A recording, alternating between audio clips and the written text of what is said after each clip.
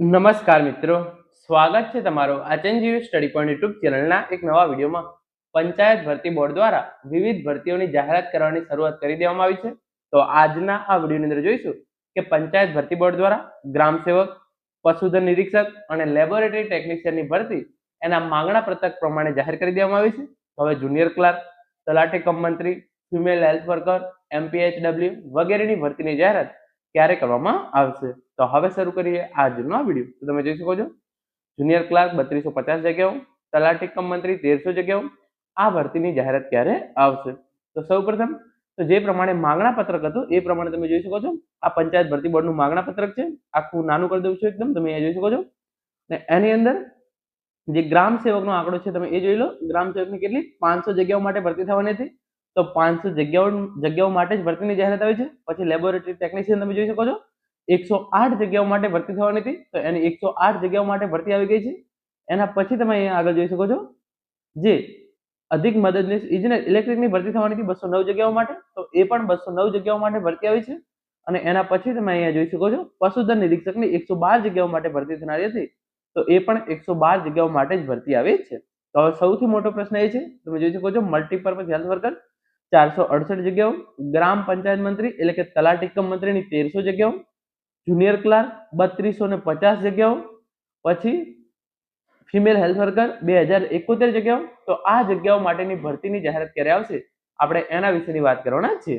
તો 1300 જગ્યાઓ તલાટી કમ મંત્રીની અને 3250 જગ્યાઓ જુનિયર ક્લાર્કની ક્યારે આવશે એના વિશે આપણે વાત કરીએ. એ પહેલા તમે જોઈ શકો છો પંચાયત ભરતી બોર્ડ દ્વારા પશુધન નિરીક્ષકની 112 જગ્યાઓ માટે ભરતીની જાહેરાત કરવામાં આવી છે.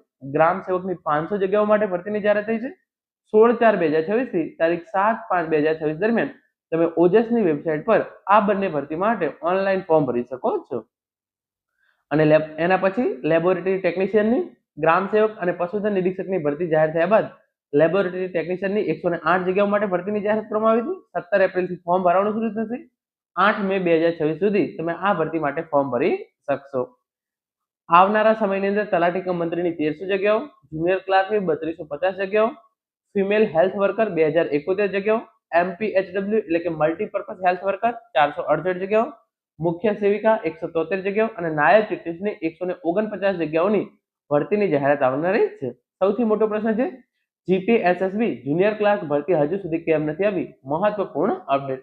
તો જુનિયર ક્લાર્ક ભરતી અને તલાટી કમ મંત્રી હજુ સુધી કેમ નથી આવી એ અંગે તમે જોઈ શકો છો.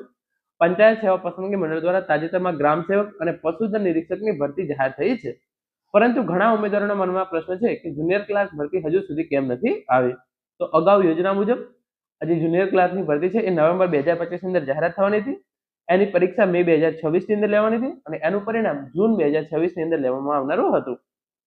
પરંતુ આની અંદર વિલંબ કેમ થયો છે? મંડળ દિવ્યાંગ ભરતીની પ્રક્રિયામાં વ્યસ્ત હતું, તેમજ સ્થાનિક સ્વરાજની ચૂંટણીઓને કારણે રાજ્ય ચૂંટણી પંચ પાસેથી મંજૂરી જરૂરી છે. તો એક તો પંચાયત ભરતી બોર્ડ દ્વારા જે દિવ્યાંગોની ભરતી કરવાની હતી એ ભરતી પ્રક્રિયા ચાલી રહી હતી અને એના પછી જે આ સ્થાનિક સ્વરાજની ચૂંટણી આવી ગઈ તો એના કારણે ચૂંટણી પંચ પાસેથી મંજૂરી મેળવવાની બાકી હતી. હાલ મળતી માહિતી મુજબ સ્ટેટ ઇલેક્શન કમિશન પાસે મંજૂરી માંગી છે. એટલે કે જુનિયર ક્લાર્ક ભરતી અને તલાટી કમ મંત્રીની ભરતીની જાહેરાત કરવા માટે જુનિયર ક્લાર્ક અને તલાટી કમ મંત્રીની ભરતીની જાહેરાત કરવા માટે સ્ટેટ ઇલેક્શન બોર્ડ એટલે કે ચૂંટણી પંચ પાસે મંજૂરી માંગી છે.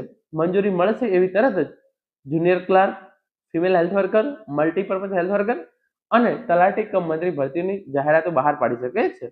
આ સાથે અટકેલી અન્ય ભરતીઓ છે female health worker, MPHW, laboratory technician એ તો ઓલરેડી આવી ગઈ છે. જુનિયર ફાર્માસિસ્ટ અને વિલેજ પંચાયત સેક્રેટરી એટલે કે તલાટી કમ મંત્રીની ભરતીની જાહેરાત પણ ટૂંક જ સમયની અંદર કરવામાં આવશે. ટૂંક સમયમાં પંચાયત ભરતી બોર્ડ પણ મોટી ભરતી પ્રક્રિયા તરફ ધીમે ધીમે આગળ વધી રહ્યું છે.